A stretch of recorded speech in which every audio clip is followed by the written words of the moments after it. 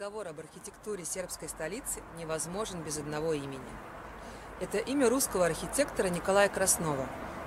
Эмигрировав из революционной России, он прибывает в королевство Сербии в 1922 году. Напомним, что к тому времени на его счету уже более 60 значительных построек в Крыму, среди которых дворцы, виллы и особняки, между которыми и Ливадийский дворец, построенный им по личному заказу императора Николая II. В 1913 году он получил звание академика архитектуры и стал архитектором высочайшего двора.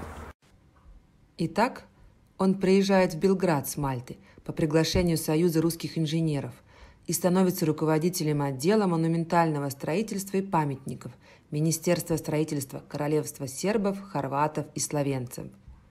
Притом работает по договору, как иностранный гражданин. Ему было тогда 56 лет. На конкурсах и на практике успешно сотрудничает с сербскими коллегами консервативных взглядов, пользуется уважением молодых архитекторов, которые с любовью называли его «дядя Краснов», хотя конкуренцию и зависть менее успешных коллег никто не отменял.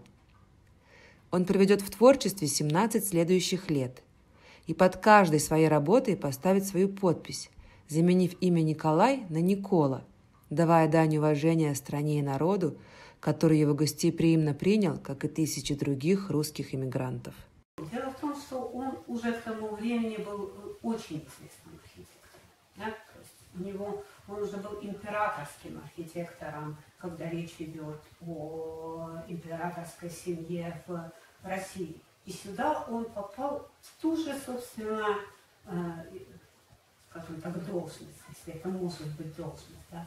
В том же звании королевского архитектора. И, собственно, человеком он был щедрым, видимо, по натуре, по характеру. И он легко сходился с людьми, легко делился, окружал молодых и заботой, вниманием, помогал им. И вот поэтому эти творческие какие-то союзы, которые у него возникали на каждом из проектов, они вот такие успешные.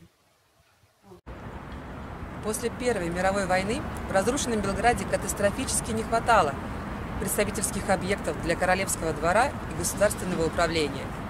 И Николай Краснов преобразил Белград. Дело в том, что русские архитекторы, а и русские коммерсисты, которые описывали этот город, они не думали, что они создают новую столицу нового государства. Они просто строили город в согласии с теми новыми веяниями в архитектуре, с теми новыми представлениями о том, какой должен быть столичный город, потому что Белград к тому времени как раз европейским столичным городом не был.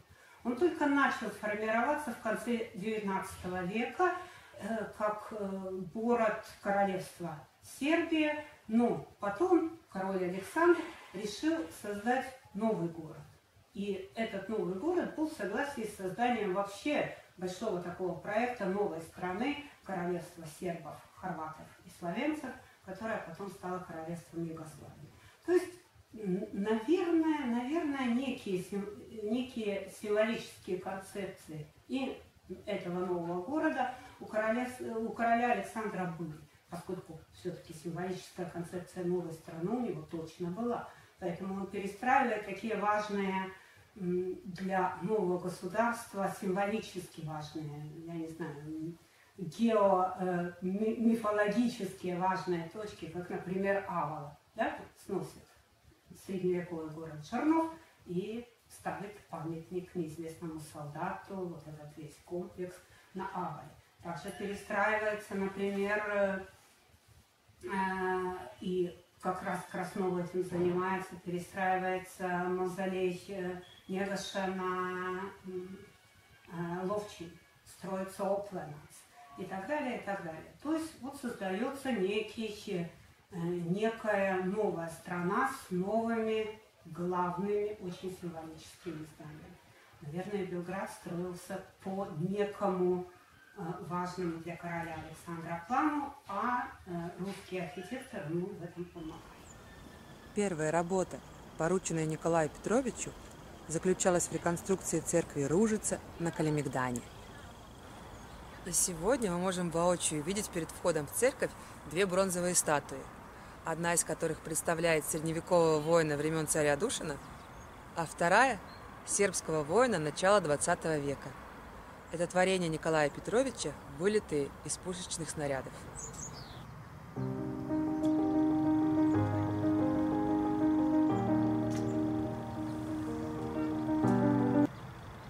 В 1925 году по проекту Николая Краснова приступили к постройке здания Государственного архива в Белграде на улице Корнегиевой, 2.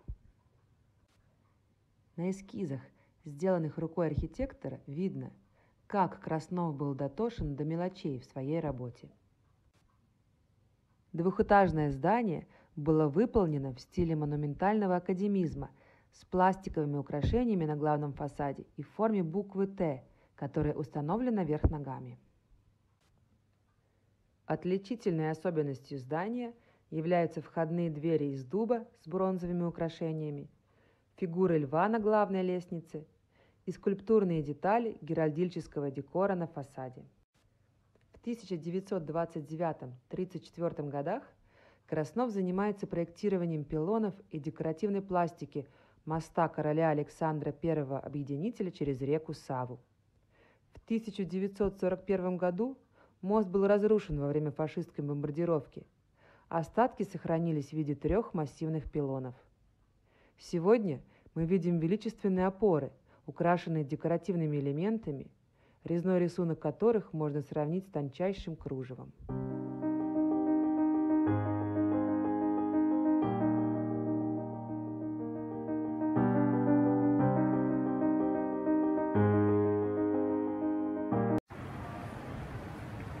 В Белграде на улице Делиградской, 27, находится здание «Сокольский дом Матрица». Автором портала главного входа является Николай Краснов. Здание было завершено, как и портал, в 1934 году.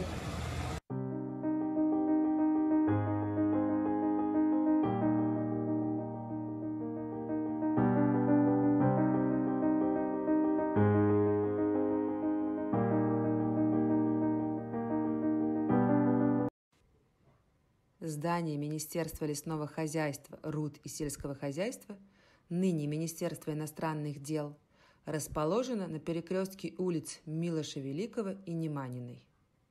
Композиционное решение архитектора создано в духе академизма. Его необычность подчеркнута необычным строем окон, выступающими балюстрадами, богатой пластикой фасада и роскошным куполом. Напротив находится еще одно неповторимое, монументальное, импозантное здание. Оно построено по проекту Краснова для Министерства финансов, ныне правительства Сербии, в 1928 году, а в 1938 году был достроен еще один этаж. Концепт представительского объекта разработан в стиле академизм, что подчеркивается массивными пилястрами между 2-м и 3-м этажами. Величественно представлена боковая часть здания. Вертикальность усилена и подчеркнута куполом, на вершине которого находится бронзовая скульптура Югославии. Данный объект считается самым значительным архитектурным достижением Николая Петровича в Белграде.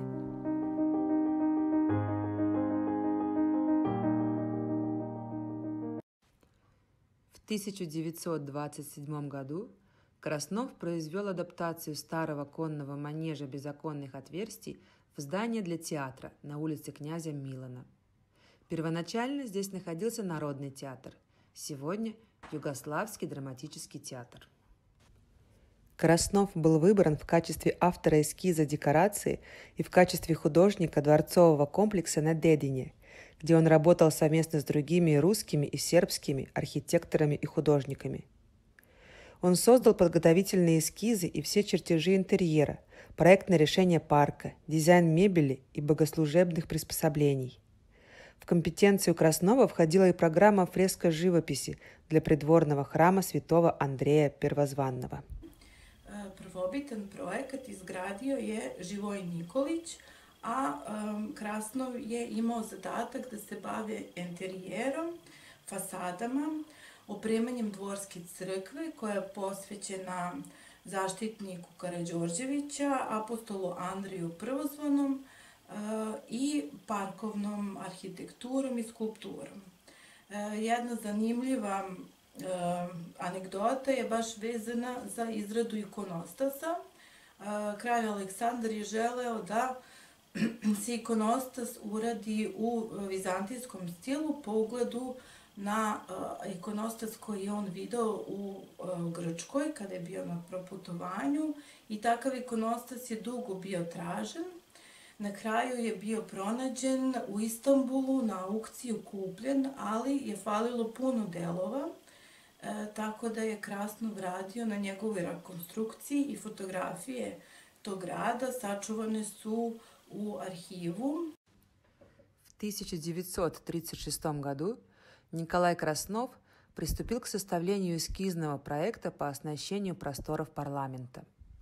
Проект состоял из планов мебели, осветительных приборов, ковров и драпировок, декоративного оформления дверных и оконных проемов, деталей фасадов и наружных решеток, геральдических форм и постаментов для флагштоков, исчерпывающего текстильного описания, а также поэтажных планов точной расстановки мебели. Сохранились чертежи Краснова, наброски, акварели. Они свидетельствуют об огромном опыте и искусном владении ремеслом автора интерьера парламента. До настоящего времени в здании присутствует часть мебели, созданной в период с 1935 по 1938 года. Центральный зал, дипломатический зал и библиотека полностью сохранили первоначальную расстановку мебели по проекту Николы Краснова. Мебель изготовлена из первоклассного славонского дуба и ореха высочайшего качества и обтянута тщательно подобранной кожей красного, зеленого, синего и коричневого цветов. Для отделки Николаем Петровичем были взяты комбинированные элементы исторических стилей от Ренессанса, барокко, рококо до ампира, а в строительстве некоторых объектов заметно влияние господствовавшего тогда ар-деко. Установленные в 1936 году, до наших дней сохранились более 600 оригинальных светильников. Они сделаны из бронзы или латуни с соответствующими стеклянными деталями. Как настоящий творец духа объекта, Краснов придал импозантность и благородство интерьеру парламента, отразил его символический характер. Gradnja Narodne skupštine u Beogradu se odužila, a Nikola Krasnov se pridružio tom timu pred sam kraj radova 1934. godine i radio je na enterijeru. Ono što je jako važno i jako lepo, ostalo je dosta skica, čak i akvarel crteža, mnogi su nastali i na kraju, na završetku radova. U tim skicama i na samom zdanju možemo u stvari osjetiti koliki dijapazon Nikola ima u svom radu, koliko je posvećen dizajnu enterijera, delovima arhitekture, primenjenoj umetnosti, mobilijeru, koliko tu postoji detalja. U tim skicama koje postoje i sazdanja kraljevskog dvora možemo vidjeti koliko je on sposoban da oformi taj izgled i projektuje sliku autoriteta institucija, kao i kraljevske porodice. Poslednja velika rekonstrukcija ovog zdanja Narodne skupštine urađena je 2006. godine. U toj rekonstrukciji se težilo ka tome da ostanu svi najznačajniji elementi njegovog rada i da se modernizuju samo oni koji su bili neophodni za zamenu, a da se zadrži duh tog vremena u kojem je Nikola Krasnov radio. Dakle, Krasnov je u ovom zdanju radio i na svetovnoj arhitekturi i enterijeru, kao i na crkvenoj arhitekturi i enterijeru, i zato je to jedan od najboljih primjera njegovog rada ovde u Beogradu. Takođe, tokom vremena i prolazaka raznih istorijskih dešavanja, od enterijera, od samog nameštaja nije ostalo mnogo, ali samo arhitektonsko zdanje i oblici fasada su ostali na mestu, tako da je zdanje otvoreno 2001. za javnost kao i za turiste i moguće je na taj način se upoznati sa njegovim radom. Чем отличается от всех остальных архитекторов, которые мы вот так в общем круге называем русские архитекторы Королевства Югославии? Просто потому, что Краснов был королевским архитектором. Он был важным человеком, который вот эту идею короля Александра и проводил.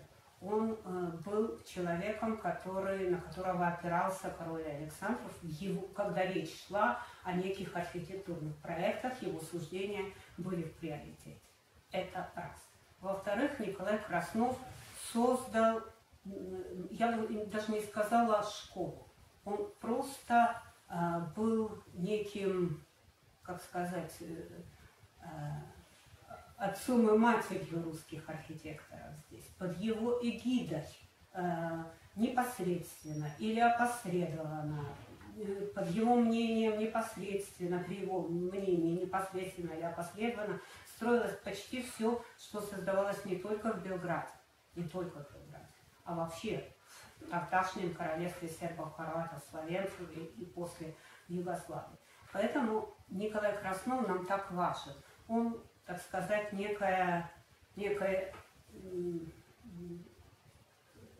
как сказать, дерево, да, а все остальные архитекторы, да, они, вот, так сказать, ветви этого дерева, и каждая ветвь со своим стилем, со своим, я не знаю, лицом, со своими историями, со своими архитектурными какими-то достижениями и так далее. Поэтому, вот, так или иначе, когда мы говорим о архитектуре Королевства Югославии, мы, понятное дело, первым называем Краснова. Список работ архитектора Краснова, созданных в Белграде, действительно впечатляет. Его по праву называют самым значимым русским архитектором в Сербии. В 2016 году в его честь была названа улица в сербской столице и открыта мемориальная доска, а в 2019, в день 80-летия со дня смерти Краснова, в Белграде торжественно открыт и памятник, символично расположенный напротив главного входа в здание архива Сербии, одного из творений Зодчего. Автор композиции – сербский скульптор Небойша Савович Нес. Пользовался ли Николай Краснов авторитетом между другими архитекторами? Пользовался несомненным авторитетом. Он был королевским архитектором. Он был важным человеком, который вот эту идею короля Александра и проводил. Он был человеком, на которого опирался король Александр, когда речь шла о неких архитектурных проектах, его суждения были в приоритете. Это раз. Во-вторых, Николай Краснов создал, я бы даже не сказала школу, он просто был неким, как сказать,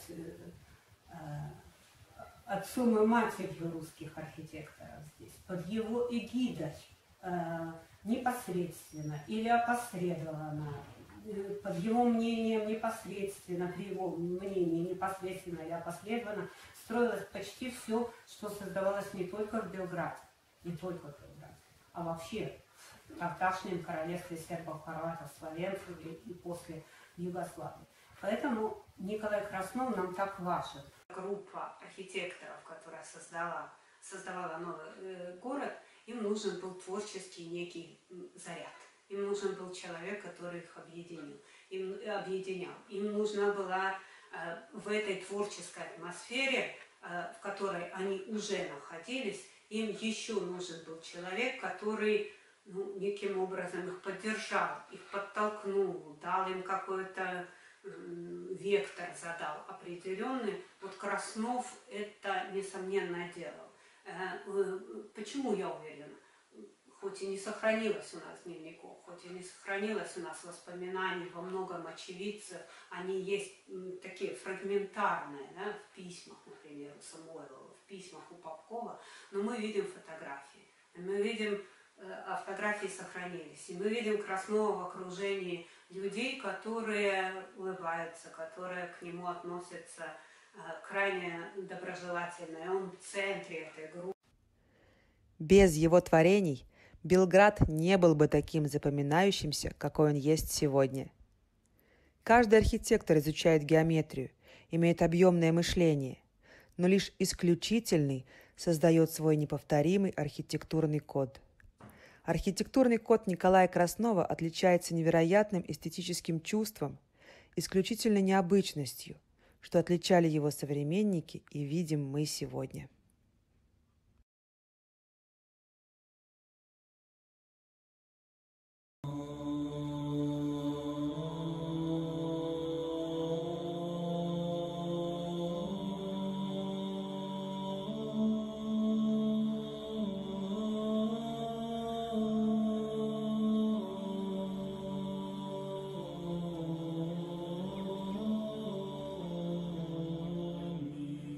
В 2020 году частные лица из собственного кармана заплатили 20-летний долг за могилу Николая Петровича Краснова, выдающегося зодчего и царского архитектора, похороненного в Белграде, и тем самым спасли его место на кладбище.